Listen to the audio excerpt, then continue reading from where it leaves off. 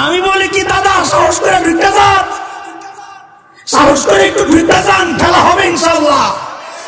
ছোটবেলা থেকে যে জিহাদি চেতনা লালন করছি, আপনারা না ঢুকে বাস্তবায়নের সুযোগ তো পাচ্ছি না। সাহস করে ঢুকে যান। আল্লাহর কসম খায়া বলি আমি আপনাদের হিতাকাঙ্ক্ষী, আমারে ভুল বুঝেন না। বাপরে, শয়তান যার হিতাকাঙ্ক্ষী হয় তার আর দুশ্মন লাগে না, যেমন ভারত যার বন্ধু হয় তার আর শত্রুর দরকার লাগে না। আমাদের যেই বন্ধু মাশাআল্লাহ, যেই হিতাকাঙ্ক্ষী আমাদেরকে কত কিছু দিছে, পেঁয়াজ দিছে, চিনি দিছে, আবার কি দিছে, আলু দিছে, সুবহানাল্লাহ, গরুও দিছে। কি মায়া আমাদের জন্য, কিছু হইলে খোড়া দিত, বন্ধ করে দেবো, একটু এদিক ওদিক হইলে হুমকি দেয়, পেঁয়াজ বন্ধ করে দেবো। আমরা যেই বলা শুনছি 5 তারিখের পরে দে বন্ধ করে, পেঁয়াজ বন্ধ করলে কি আমরা আম্মাই শিখাইয়া গেছে পেঁয়াজ ছাড়াও তরকারি রান্ধন যায়, লাগবে না তো পেঁয়াজ খাবো না। যেই কয়দিন পেঁয়াজ বন্ধ রাখছি এখন দেখি বস্তা সামনে বইয়া দাদা বইয়া বইয়া কান্দে। দাদা কি খবর, কেন কাঁদছে?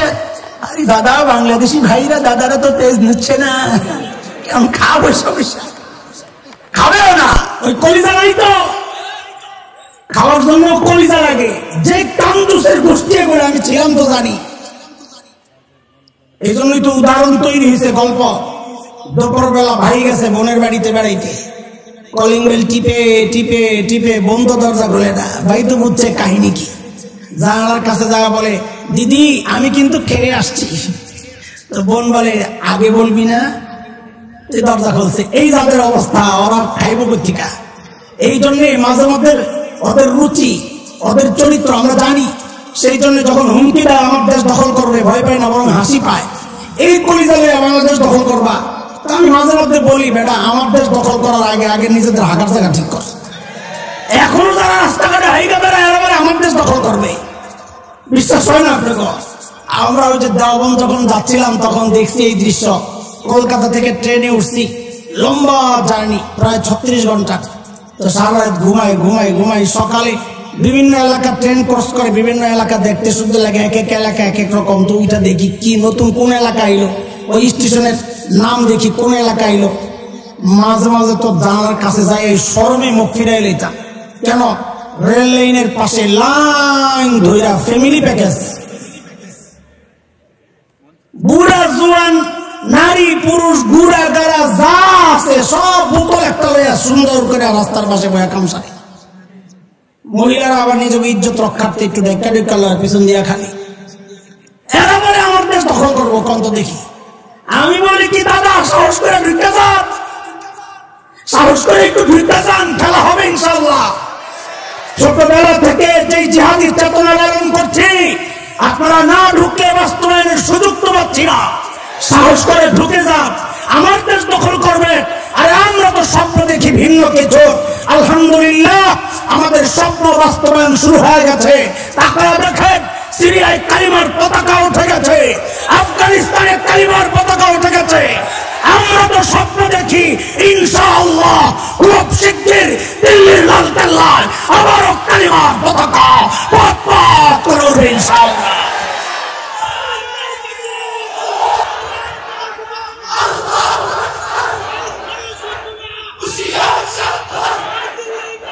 পাঁচ তারিখের ঘটনায় পোলাবেন স্লোগান কিছু শিখতে দেওয়া যায়। সাবাস, আলহামদুলিল্লাহ।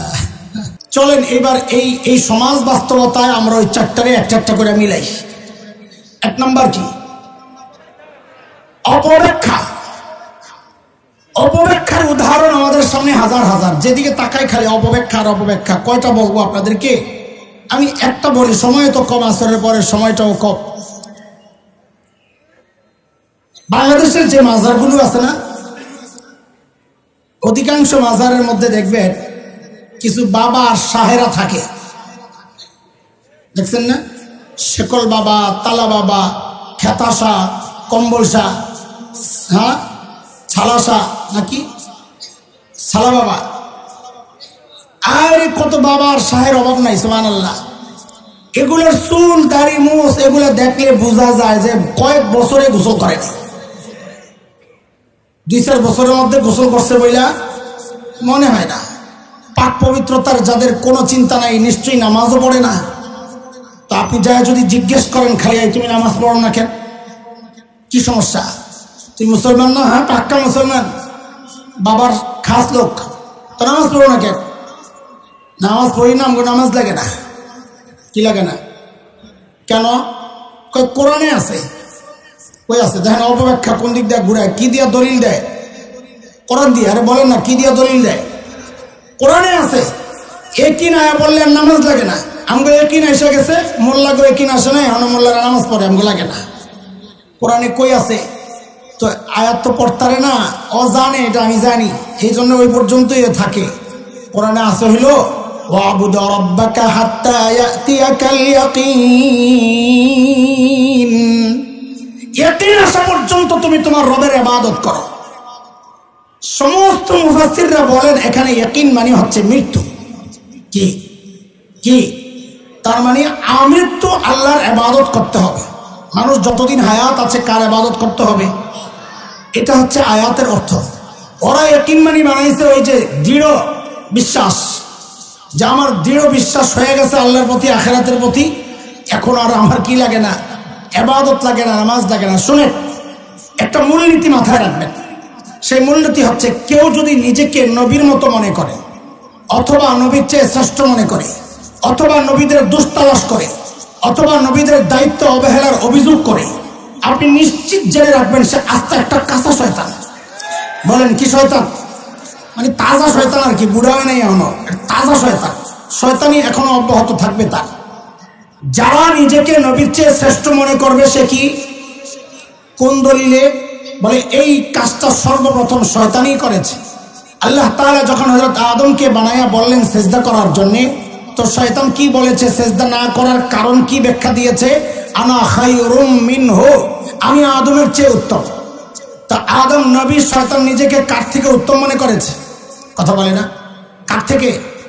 নবীর থেকে উত্তম মনে করে যে নিজেকে, সে কি, তার পরিচয় কি পাইলাম আমরা? এবার বুঝেন, যারা বলে আমাদের ইবাদত লাগে না, তারাও পক্ষান্তরে নিজেকে নবীর চেয়ে উত্তমই মনে করতেছে। বলে কেমনে? ওই যে আজকে আমাদের বাচ্চারা তিলাওয়াত করছে আসর নামাজের পরে, বড় সুন্দর ভাব ছিল, বড় সুন্দর, আর একটু মস্করাইলে আরো সুন্দর হয়ে যাবে। আরো সুন্দর ছিল গজলটা, খুব সুন্দর লাগতেছিল, আমার হৃদয়ে লাগতেছিল। এরা কি মনে করে আমার যে একটা স্লোগান শুরু করছে, গজলটা শুনতাম না, বড় মজা লাগতেছিল, মন চাইতেছিল আরেকবার শুনি, কিন্তু আমারও সময় নেই, এর লেগে আর শুনলাম না।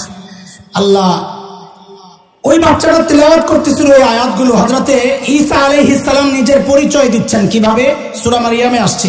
তিনি বলেন ক্বালা ইন্নী আবদুল্লাহ আতানিয়াল কিতাব ওয়া জাআলানি নাবিয়্যা ওয়া জাআলানি মুবারাকান আইনামা কুনত وأوصاني بالصلاة والزكاة ما دمت حيا। হযরত ঈসা বলেন আমি আব্দুল্লাহ, আমি আল্লাহর বান্দা। তো আল্লাহর বান্দা তো আপনিও আমিও।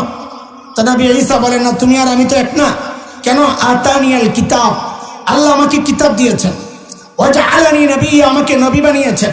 ওয়া জাআলানি মুবারাকান আইনামা কুনত, আমার সাথে যে বিষয় সংশ্লিষ্ট হোক না কেন, আমি যেখানেই থাকি না কেন, আল্লাহ সব বিষয়কে বরকতে ভরে দেন। সুবহানাল্লাহ। ওয়া আওসানি বিসসালাতি ওয়াজ যাকাতি মা দুমতু হাইয়া, আল্লাহ আমাকে নির্দেশ দিয়েছেন, হুকুম করেছেন, গুরুত্ব সহ বলেছেন আমি যেন মা দুমতু হাইয়া, যতদিন জীবিত থাকি আমি যেন নামাজ পড়ি, আমি যেন যাকাত আদায় করি। একজন নবী বলছেন আমার প্রতি নির্দেশ, আমি যেন আমৃত্যু ইবাদত করি। কাজে যারা বলে আমাদের ইবাদত লাগে না, তারা নিজেদেরকে নবী ঈসার চেয়ে শ্রেষ্ঠ মনে করছে। যারাই নিজেকে নবীর চেয়ে শ্রেষ্ঠ মনে করবে তারাই কি, বলেন তারাই কি? অথচ শয়তান নিজে, অথচ দলিল বানায় কোরআনের আয়াত। এটাই হলো অপব্যাখ্যা। এটা কি? আচ্ছা, অপব্যাখ্যার আরেকটা সূরত শোনেন। শয়তানের পদ্ধতি আছে অনেক। গোটা কোরআন শিক্ষা ব্যবস্থা থেকে দূরে সরানো, এটা যেমন এক পদ্ধতি। কোরআনের বিধান ধরে ধরে টার্গেট করে করে উম্মতকে বিধান থেকে সরানো, এটাও শয়তানের একটা পদ্ধতি। কারণ শয়তান জানে একটা বিধানকে যদি অস্বীকার করানো যায় ওর ঈমান শেষ। নাকি? যেমন একটা বিধান সন্তানের সম্পদ বন্টন নীতি ইসলামের, মিরাসের যে সম্পদ, ওইখানে সূরা নিসা 11 নম্বর আয়াতের যে আসছে, আল্লাহ বলেন লিজ্জাকারি মিসলু হাজ্জিল উনসায়াইন। কোরআনের বিধান হচ্ছে লিজ্জাকারি মিসলু হাজ্জিল উনসায়াইন। তরজমা আলেমরা একরকম করবে, আপনারা একরকম করেন আমার সাথে, আমি যেভাবে বলি ওইভাবে বলেন। ছেলে পাবে যা, বলেন সবাই বলেন, বলেন ছেলে পাবে যা, মেয়ে পাবে অর্ধেক, মেয়ে পাবে যা, ছেলে পাবে ডাবল। বলেন আবার বলেন, ছেলে পাবে যা, মেয়ে পাবে যা, ছেলে পাবে। এই সিদ্ধান্ত কার? হেফাজত ইসলামের, জামাত ইসলামের, টঙ্গী দারুলুমের, মাকসুদুল করিম ভাইয়ের, আমার, কার? আরো জোরে, আরো জোরে। শয়তানগুলো এই বিধান থেকে মানুষকে দূরে সরাইতে অপব্যাখ্যা চেষ্টা কম করে নাই। শুরুতে মানুষের দিলের মধ্যে সংশয় তৈরি করার চেষ্টা করেছে। কিভাবে? একই বাবার ছেলে, একই বাবার মেয়ে, একজন পাবে ডবল, একজন সিঙ্গেল, এটা কেমন কথা? অনেকদিন পর্যন্ত এই চেষ্টা কইরা আমগো বুড়ি সুন্দরী যেটা ছিল কিনা, শেখ হাসিনা, সাবাস, তর্জমা না করছি, হাসসকে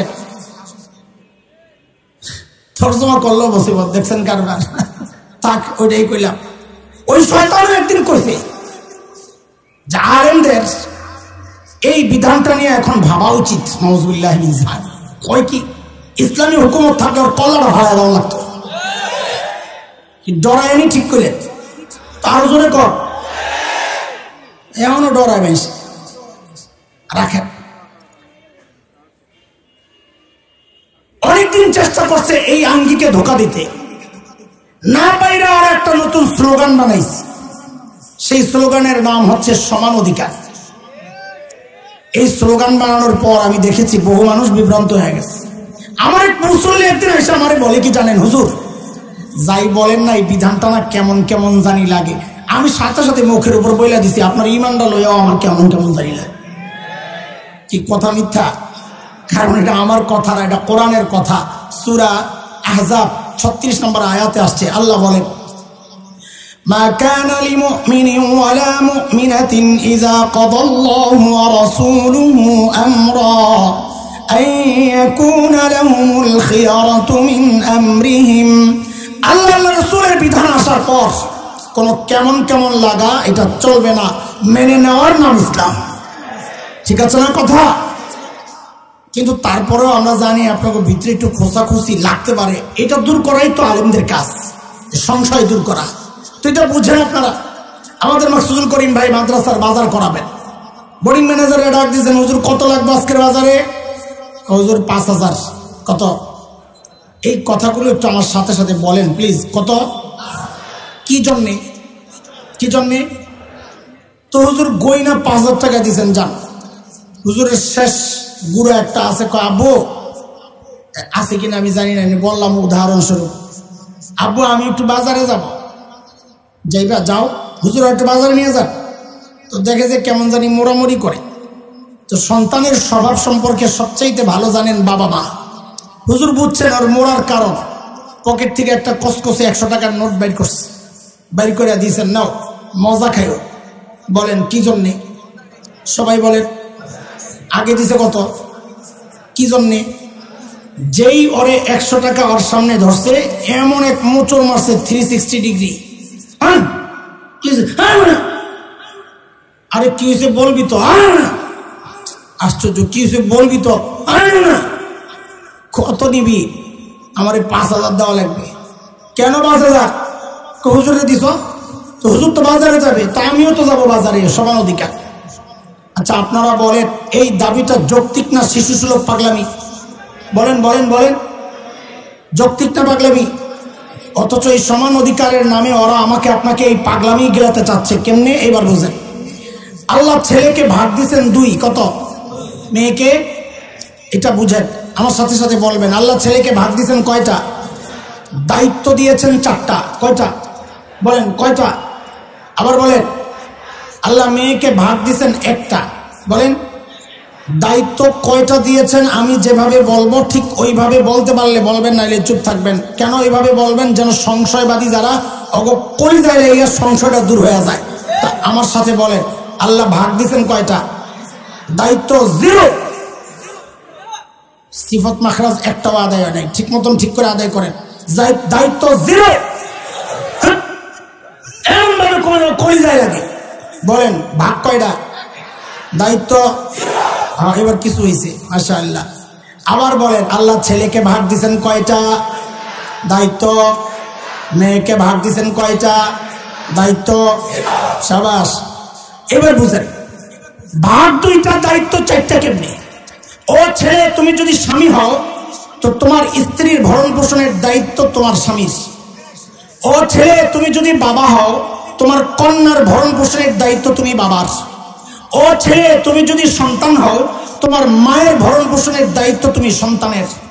ও ছেলে, তুমি যদি ভাই হও তো তোমার বোনের ভরণ পোষণের দায়িত্ব তুমি ভাইয়ের। ভাগ কয়টা? দায়িত্ব। মেয়ের আল্লাহ ভাগ দিয়েছেন কয়টা? দায়িত্ব জিরো। কেন? ও মেয়ে, তুমি যদি স্ত্রী হও তোমার ভরণ পোষণের দায়িত্ব তোমার স্বামীর। ও মেয়ে, তুমি যদি কন্যা হও তোমার ভরণ পোষণের দায়িত্ব তোমার বাবার। ও মেয়ে, তুমি যদি মা হও তোমার ভরণ পোষণের দায়িত্ব তোমার বাবার। ও মেয়ে সন্তানের। ও মেয়ে, তুমি যদি বোন হও তোমার ভরণ পোষণের দায়িত্ব তোমার ভাইয়ের। বলেন ভাগ কয়টা? দায়িত্ব তো ভাগ একটা, দায়িত্ব নাই। তো দায়িত্ব না থাকলে ভাগ কেন দিছে? কয় মজা খাইতে। বলেন না। আরে আমার সাথে বলেন, হাইসেন পড়ে কি জন্য দিছে? আর ওরে দুই দিছে কি জন্যে? বাজার করতে। সাবাস। বলেন ছেলেরে দুই ভাগ দিছে কি জন্যে? ওরে এক ভাগ দিছে কি জন্যে? এমনি মজা খাওয়া গ্রুপ যদি কয় আমারও দুই দেওয়া লাগবে সমান অধিকার, তাইলে বলেন এটা যৌক্তিক দাবি না পাগলামি? অথচ শয়তান আমাকে আপনাকে অপব্যাখ্যা দিয়া বুঝাইয়া কোরআন থেকে চাচ্ছে দূরে সরাইয়া দিতে। কথা বুঝতেছেন আপনারা? এমন হাজারো উদাহরণ আপনাদের চারপাশে হয়তো খেয়াল করেন না। বলে আমাদের কাজ এটা, এগুলা খেয়াল করে করে আপনাদেরকে বুঝাইয়া দেওয়া। বলেন আমাকে তাড়াতাড়ি বলেন, পদ্ধতি কয়টা গেল? কয়টা গেছে? 1 নাম্বার। 2 অপপ্রচার তো বলি নাই, এবার অপপ্রচার শোনেন খুব শিগগির, তাড়াতাড়ি দ্রুত শোনা লাগবে। বাংলাদেশের যে জাতীয় দিবস থাকে 21 ফেব্রুয়ারি, 26 মার্চ, 16 ডিসেম্বর, এমন দিবস যেগুলো আছে, স্কুল কলেজগুলো বন্ধ থাকে, তাই না? কিন্তু আপনারা জানেন ওই সময় খেলাধুলার প্রতিযোগিতা চলে না? ওই খেলাধুলার প্রতিযোগিতার মধ্যে একটা ইভেন্ট থাকে, যেমন খুশি তেমন সাজো থাকে। ইদানিং আমরা শুনতে পাচ্ছি, এই শিক্ষিত সমাজ আপনারা খুব ভালো করে খেয়াল করেন কিভাবে মাইন্ড গেম চলছে আমাদের চেতনার বিরুদ্ধে। ইদানিং আমরা শুনতে পাচ্ছি একটা ছোট্ট ছেলেকে দাড়ি লাগাইয়া টুপি পরাইয়া হুজুর সাজায় ওরা, আরেকটা ছোট্ট মেয়েকে শাড়ি পরাইয়া যুবতী মেয়ে সাজায় ওরা। বিচারক আর অডিয়েন্সের সামনে যায় নাটক করে দেখায় কি ওই দাড়িওয়ালা টুপিওয়ালা ছোট্ট বাচ্চা হুজুরটা ওই যুবতী মেয়ে মানে পিচ্ছি মেয়েটার শাড়ি ধরে টানাটানি করে। কি বুঝায়? এটা হচ্ছে 71-এর চিত্র। 71-এ এইভাবে রাজাকারেরা, এই দাড়িওয়ালা টুপিওয়ালারা আমাদের মা বোনদের ইজ্জত হরণ করেছে। উদাহরণ নাম্বার 2, বাংলাদেশের টেলিভিশন সিনেমায় যে নাটক সিনেমা হয় সেখানে 2টা চরিত্র থাকে, আপনাদের হয়তো জানা থাকার কথা। একটা নায়ক চরিত্র আর একটা ভিলেন বা গাদ্দার চরিত্র। ভিলেন বা গাদ্দার চরিত্রটা সাজায় সমাজের সমস্ত নিকৃষ্ট কাজগুলো দিয়া, আর নায়ক চরিত্র সাজানো হয় সমাজের সব ভালো কাজগুলো দিয়া। ইদানিং আমাদের কাছে খবর আসছে সেই ভিলেন চরিত্রটা যে সাজানো হয়, ওই ভিলেনের মাথায় একটা টুপি লাগায়া দেয়, মুখে একটু দাড়ি লাগায়া দেয়। উদাহরণ নাম্বার 3, বাংলাদেশে 2013-র কথা আপনাদের মনে থাকার কথা। ফেব্রুয়ারিতে ঢাকার শাহবাগে গণজাগরণ মঞ্চ বসেছিল, মনে আছে? যুদ্ধাপরাধীদের বিচার ত্বরান্বিত করার দাবিতে। হ্যাঁ, এর সাথে আমাদের কোনো শত্রুতা নাই, মিত্রতাও নাই। আমরা শুধু বলেছি কোন জালিম, কোন মজলুম যেন জালিম না হয়ে যায়। ওই সমস্ত বিচারগুলোতে বিচারের নামে প্রহসনে আমরা দেখেছি সেখানে মজলুমদেরকে জালিম হিসাবে পেশ করা হয়েছে এবং শাস্তি দেওয়া হয়েছে অন্যায়ভাবে। নাইলে দুনিয়ার কোনো পাগলও বিশ্বাস করবে না কোরআনের পাখি আল্লামা দিলওয়ার হোসেন সাঈদী রাহিমাহুল্লাহ কাউকে ধর্ষণ করেছে। এটা ওই কালা মানিক্কা ছাড়া, ওই টাইপের নাস্তিক আর শয়তান ছাড়া কেউ বিশ্বাস করবে না। এই জন্য পোলা পাইন পাইয়া সাপের মতন পিড়াইয়া কলা পাতায় শোয়া রাখছিল, দেখছেন না? আমি বলি ওর শাস্তি যথাযথ হয় নাই। ওরে কুটি কুটি কইরা ওর শরীরটাকে একদম টুকরা টুকরা করে বুটি বানায়া পাগলা কুত্তা দিয়া খাওয়াইলো, ওর অপরাধ শেষ হবে না। কথা বলে ঠিক কিনা? ইনশাআল্লাহ ইনশাআল্লাহ সুযোগ পাইলে একদিন তাই করা হবে ইনশাআল্লাহ। অপেক্ষায় থাকো খালি ইনশাআল্লাহ। সেই সময়ের একটা কথা আপনাদেরকে শোনাচ্ছি। গণজাগরণ মঞ্চের সেই উত্তাল দিনগুলোর উত্তাপ আমার শরীরও লাগে, যেহেতু আমি সায়েন্স ল্যাবে শাহবাগ খুব কাছাকাছি। ওই সময় আমরা যখন দেখেছি, একদিনের ঘটনা আপনাদেরকে শোনাচ্ছি। দেখেন, আমি কারোর শোনা গল্প আপনাদেরকে শোনাচ্ছি না, আই উইটনেস, এটার চাক্ষুষ আমি নিজেই, আমি সাক্ষী, আমার সাথী হওয়া ব্যাপার। সেটা হচ্ছে আমাদের সায়েন্স ল্যাব মোড়ে একটা লম্বা ফুট ওভার ব্রিজ আছে, পায়ে হেঁটে রাস্তা পার হওয়ার ব্রিজ। একদিনের গল্প শোনাই আপনাদেরকে। উত্তর দিক থেকে দক্ষিণ দিকে আমার গন্তব্য। দক্ষিণ দিক থেকে এক মা তার ছোট্ট বাচ্চাকে নিয়ে উত্তর দিকে যাচ্ছে, আমাকে ক্রস করবে। বাচ্চা এবং মায়ের বেশভূষা, তাদের পোশাক আশাক, তাদের সাজসজ্জা, তাদের গেট আপ সেট আপ দেখে আমার বুঝতে কষ্ট হয় নাই তারা গণজাগরণ মঞ্চ থেকে আসছে। কিন্তু এতে আমার কোনো আপত্তি নাই, থাকারও কথা না। কেন? কারণ একজন মায়েরই দায়িত্ব এটা সন্তানের হৃদয়ে দেশপ্রেম জাগ্রত করা। একটা মায়েরই দায়িত্ব সন্তানের হৃদয়ে ঈমানি চেতনা জাগ্রত করা। মা হয়তো ওই কাজটা করতে গিয়েছেন, কিন্তু বিপত্তি বাঁধলো কোথায়? যখন ওই মা আমাকে ক্রস করবে, তখন ওই বাচ্চাকে শিখাইয়া দিচ্ছে, আমাকে দেখাইয়া বলার জন্যে, বলো বলো তুই রাজাকার, তুই রাজাকার, তুই রাজাকার। এরা দোস্ত, এই বাচ্চাটা গণজাগরণ মঞ্চে তো গিয়েছে, কিন্তু সে জেনেছে রাজাকার এক দুষ্ট চরিত্রের নাম, রাজাকার সন্ত্রাসী লুটেরাদের নাম, রাজাকার ধর্ষকের নাম সে জেনেছে। কিন্তু সে জানে নাই রাজাকার দেখতে কেমন, হাট্টিমা টিমটি, মোড়া মাটিমা রেডিম, ওদের খাড়া দুটো সিং, এমন অদ্ভুত কোনো প্রাণী কিনা রাজাকার সে জানতো না। মা তার সন্তানকে শিখাইয়া দিচ্ছে, দেখায়া রাজাকার মানি হচ্ছে এই দাড়িওয়ালা, রাজাকার মানি হচ্ছে এই টুপিওয়ালা। এগুলো হচ্ছে অপপ্রচারের একটা ধরন। দোস্ত, এই বয়ান গত কয়েক দশক থেকে দেওয়া হচ্ছে। বাঙালি চেতনার নামে আমাকে আপনাকে, হিন্দুত্ববাদীদের ওই চেতনা আমাকে আপনাকে গেলানোর চেষ্টা হয়। আমরা প্রতিবাদ করলে জঙ্গি হয়ে যাই, উগ্রবাদী হয়ে যাই, পাকিস্তানপন্থী হয়ে যাই। আমাদেরকে নানানভাবে নাজেহাল করা হয়েছে গত কয়েক দশক ধরে। এই অপপ্রচারের এই বয়ান দিয়া দিয়া তারা যে জিনিসটা প্রকাশ করতে চায়, তাদের উদ্দেশ্য কি?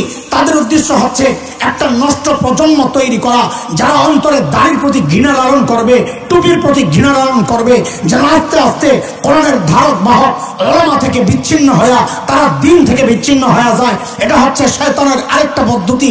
ওদের উদ্দেশ্যে আমাদের পদ্ধতির পয়গম্বর শোনায়া দেয়, তোমাদের যেমন পদ্ধতি আছে আমাদেরও একটা পদ্ধতি আছে। সেই পদ্ধতি আমাদের ইতিহাস পড়িয়া আসো। আমাদের ইতিহাস যেটা আছে সেটা তোমাদের পড়া দরকার। তোমাদের ইতিহাস আমরা পড়েছি, আমাদের ইতিহাস যা তোমরা যদি জানো তাহলে আশা করি এই ভুল আর বোকামি করবা না। জেনে রেখো, বাংলাদেশের ইসলাম কচুরি পানার মতো ভাইসা আসে নাই। এই দেশের ইসলামে হাফিজি হুজুরের মেহনত হয়েছে। এই দেশের ইসলামের গোড়া হযরত শামসুল হক ফরিদপুরের মেহনত পড়েছে। এই দেশের ইসলামের গোড়া কারি ইব্রাহিম রাহিমাহুল্লাহর মেহনত পড়েছে। এই দেশ থেকে ইসলাম নিশ্চিহ্ন করা এত সোজা না। শাইখুল হিন্দের রুহানি সন্তানরা বেঁচে থাকতে এটা সম্ভব না। আমরা রক্ত দিতে জানি, যারা রক্ত দিতে জানে তারা আপোষ করতে চায় না। আমাদের পেগাম শুনে নাও, 1971 দেশ মুক্তির জন্য একবার মুক্তিযুদ্ধ হয়েছে। আল্লাহর কসম, ঈমান রক্ষায়, দেশ রক্ষায়, স্বাধীনতা সার্বভৌমত্ব রক্ষায় যদি আরেকটি যুদ্ধের প্রয়োজন হয়, আবার যুদ্ধ হবে, আবার যুদ্ধ হবে।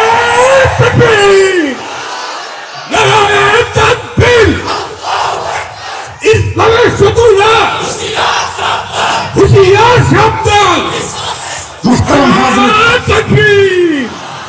তাড়াতাড়ি বলেন পদ্ধতি কয়টা? 1 নাম্বার অপব্যাখ্যা, 2, 3 মূলার ব্যাখ্যা দিলে আমরা কান্দে পড়বো। আমি এই যা যুক্ত চাই না। এই গত 16 বছর আমাদের কেউ কেউ এত মূলা খাইছে, খাইতে খাইতে পেট নষ্ট হয়ে দেমাগও নষ্ট হয়ে গেছে। দেমাগ নষ্ট হওয়ার পর ওই ফ্যাসিস্ট হাসিনারে আমরা খেলেছে। সে একটা মুসিবতের কথা। আরে তোর বাপকে, আমাদের মাথায় মকর তোর বাপ, তোর পক্ষে কিভাবে সম্ভব হইল একটা জালিম, একটা ফ্যাসিস্টকে, ভারতের 5টা গোলামকে আমরা ডাকা?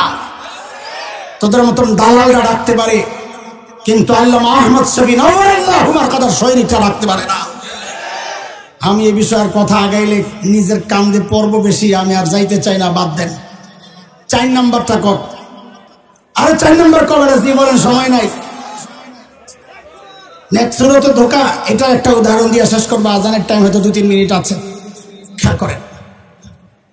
বাংলাদেশে 8-10 বছর থেকে একটা ফতুয়া বাজারজাত করার চেষ্টা হয়েছে। ফতুয়া দিয়েছেন বিভিন্ন টাইম মুফতি সাহেবরা। কোন মুফতি সাহেব? যারা আলেম ওলামার কাছ থেকে দিন শিখে নাই। ওদের ওস্তাদকে ফদিলাতুশ শেখ আল্লামা মুফতি ইন্টারনেট লানাতুল্লাহি আলাইহি, এই হযরতের কাছে দিন শিখে শিখে খালি উল্টা পাল্টা ফতুয়া দিছে খালি। আর পাবলিকও বড় বড় ইংরেজি কয়, তো পাবলিক মনে করে আরে এই উনি তো স্কলার্স, ইসলামিক স্কলার্স। আলেম এই শব্দ তাদের কাছে ভালো লাগে না, স্কলার কইলে একটা ভাব আসে, তাই না? এই স্কলাররা একটা ফতুয়া দিছে কি, অর্থ না বুঝে কোরআন পড়লে সওয়াব হয় না। অর্থ না বুঝে কোরআন পড়লে, আমরা প্রতিবাদ করেছি, আপনাদেরকে বুঝিয়েছি, ব্যাখ্যা দিয়েছি, কিন্তু আমাদের দিলে কষ্ট লাগে নাই। কেন লাগে নাই? যারা বলতেছে এরা আমাদের কেউ না, দিন বুঝে না, এরা নিজেরাও বিভ্রান্ত মানুষকেও গোমরা করতেছে। কিন্তু কষ্ট লাগা শুরু হয়েছে কখন? যখন দেখি আমাদের ভেতর থেকে একজন, ইয়া সুন্দর দাড়ি, হায় কি চেহারা, হায় কি পাগড়ি, সুবহানাল্লাহ। পাগড়ি দেখলে মনে হয় মাত্র জিব্রাইল কান্দে করে আসমান থেকে না দিয়ে গেছে, এত সুন্দর পাগড়ি।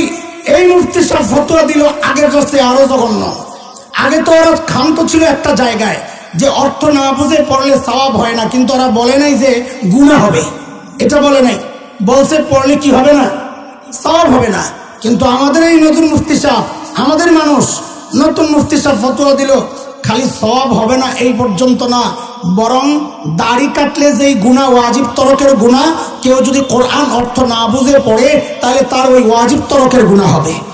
আমি খুব সংক্ষেপে আপনাদের কাছে এখানে একটা কথা জিজ্ঞেস করি, যারা মাদ্রাসায় পড়েন নাই, আলেম না, এমন কে কে ইন্না আতাইনা কাল কাউসার এই সূরাটা জানেন? দেখি হাত তোলেন তো। মাদ্রাসায় পড়েন নাই যারা, এমন সবাই হাত তোলেন যারা ইন্না আতাইনা পারেন। আমাকে জবাব দেন তো একজন, ইন্না শানিয়াকা সূরা কাউসারের একটা আয়াত, ইন্না শানিয়াকা, আমি পরেরটার বলছি না, বলেন তো ইন্না শানিয়াকা কি অর্থ? বলেন বলেন, তাড়াতাড়ি বলেন। ইন্না শানিয়াকার অর্থ জানেন না? জানেন না? তারপরে আপনারা ওলামাদের বিরোধিতা করেন। কেন ওলামারা এত চিৎকার চেঁচামেচি করে বুঝেন এইবার? আপনি নিজে বলতেছেন ইন্না শানিয়াকার অর্থ জানেন না, অথচ আপনি সূরা কাউসার পড়েন না, নামাজে পড়েন না। তাইলে আপনি এখন যদি এই ফতুয়া বাজারজাত হয়, তা আপনি নামাজ দাঁড়ায় সূরা ফাতিহা পড়া যখন শুরু করবেন, ইন্না আতাইনা কাল কাউসার ফাসাল্লি লিরাব্বিকা ওয়ানহার, ইন্না শানিয়াকা, এই অর্থ জানি না, গুনাহ নামাজটা ছেড়ে দিই। খবর কি কর, খবর কি মানি বুঝছেন? এখানে 100% আপনারা কোরআনের অর্থ জানেন না, যারা মাদ্রাসা পড়ে না। এই ফতোয়ার মাধ্যমে এদেশের 100% মানুষকে কোরআন তিলাওয়াত থেকে দূরে সরানোর একটা নেক্সট সুরতে ঢোকার মাধ্যমে চক্রান্ত হচ্ছে। কেমনে বুঝাইলে আপনারা বুঝবেন? আমি শুধু একটা দলিল দেই, হাজারো দলিল আছে ওলামাদের কাছে। আপনারা সাধারণ মানুষ, অত ক্রিটিক্যাল দলিল আপনারা বুঝবেন না। ছোট্ট একটা দলিল দেই, নবী আলাইহিস সালাম বলেন, মান ক্বারা হারফাম মিন কিতাবিল্লাহ ফালাহুল হাসানাহ ওয়াল হাসানাতু বিআশরি আমসালিহা। নবী আলাইহিস সালাম বলেন, কেউ যদি কোরআনের একটা অক্ষর পড়ে তার 10 নেকি। কত? এক অক্ষর নেকি কয়টা? তাড়াতাড়ি তাড়াতাড়ি, অক্ষর একটা, নেকি কয়টা? নবী আলাইহিস সালাম বলেন, আমি বলি নাই আলিফ লাম মিম এক অক্ষর, বরং আমি বলি আলিফ এক অক্ষর, লাম এক অক্ষর, মিম এক অক্ষর। এবার হাদিস আপনারা কি বুঝছেন? আমরা হুজুররা তো একটা বুঝছি, আপনারা কি বুঝছেন? কর, আলিফ পড়লে কয় নাকি, লাম পড়লে, মিম পড়লে। আমি একবারে বলবো, আপনারা টোটাল একবারে বলবেন, আলিফ লাম মিম। কত কত কত? অর্থ থাকলে না অর্থ বুঝবে নাকি? অর্থ না থাকলে অর্থ বুঝবে? হাদিস বলে আলিফ লাম মিম পড়লে 30 নেকি হয়, তাহলে নিশ্চয়ই আলিফ লাম মিমের অর্থ আছে, কথা কয় না? অর্থ না থাকলে সওয়াব এলো কোথেকে? তোমরা তো অর্থ না বুঝলে সওয়াব নাই, তাহলে আলিফ লাম মিমের অর্থ যেহেতু 30 নেকি, তাহলে নিশ্চয়ই অর্থ আছে, সওয়াব যেহেতু আছে, অর্থ আছে, তো অর্থটা কয়লা ওর ধরবেন ভালো করে, অর্থ বল। তা আস্তে করে কি করবো জানেন? আমি জানি না, মুরব্বীরা জানে। কে জানে? এটাই হলো তোর জন্য সবচেয়ে বড় দুর্ভাগ্য যে মুফতি আব্দুল মালিক হাফিজাহুল্লাহর মতো এত বড় বড় হাস্তিদেরকে, যাদের কাছে পড়ার যোগ্যতা হাসান জামিলের নাই, এই মানুষটারে তুই মুরব্বী বানাতে পারস। তাই তুই মুরব্বী বানাইছস একজন পাগড়িওয়ালা ইঞ্জিনিয়ারকে। এটা তোর জন্য সবচেয়ে বড় দুর্ভাগ্য। আল্লাহ তাআলা আমাদেরকে শয়তানের সমস্ত প্রক্রিয়ার ধোঁকা থেকে হেফাজত করেন। আমিন। ওয়া আখিরু দাওয়ানা আলহামদুলিল্লাহ।